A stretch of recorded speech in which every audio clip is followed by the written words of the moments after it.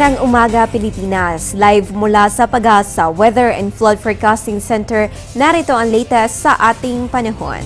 Mababa naman ang chance na maging bagyo nitong low pressure area sa loob ng 24 oras ayon kay Pag-asa Weather Forecaster Buddy Javier.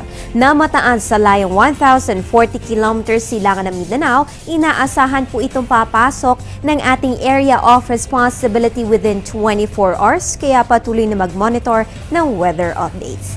Samantala, narito naman ang pagtaya ng panahon sa mga pangunahing lungsod ng bansa. Simulan natin dito sa may Luzon.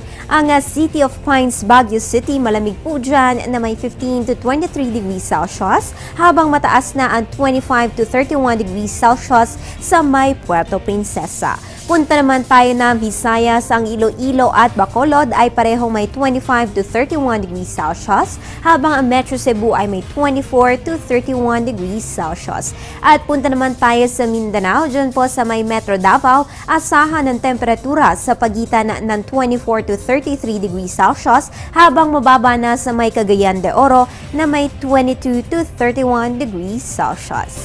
Iba pang balita, aming hatid makalipas lamang ang isang paalala. Tatanungin ko ang lahat ng nararapat itanong.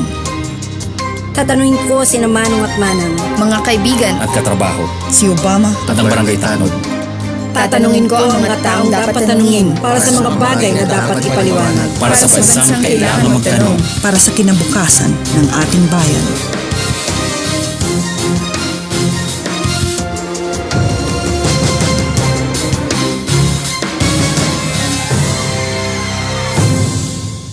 Sa ating World Weather News, mga kababayan, kasalukuy nakakaranas ng hindi magandang panahon ang California. Yan ay dahil sa phenomena na tinatawag na atmospheric river o kilala rin bilang Pineapple Express. Ito ay steady stream ng moisture na nagmumula sa Central Pacific Ocean malapit sa Hawaii. Mabibigat na pag-uulan at malalakas na hangin ang nagdulot ng pagbabaha sa major roadways, power outages sa libo-libong kabahayan, pati na ang delays at cancellations ng mga biyaheng panghimpapawid sa mga tren at ferries ang naiulat ngayon sa Western United States. At yan ang latest mula dito sa Pag-asa. Manatiling nakatutok sa ating weather conditions sa pamamagitan ng Panahon TV Facebook at Twitter accounts. Antabayan na rin ang aking susunod na update mamayang alas 12 ng tanghali. Ang update na ito ay hatid sa inyo ng Panahon TV Express kung saan walang pinipiling panahon ang pagbibigay impormasyon. Ako po ang inyong Weather Girl April Enerio. Magandang umaga.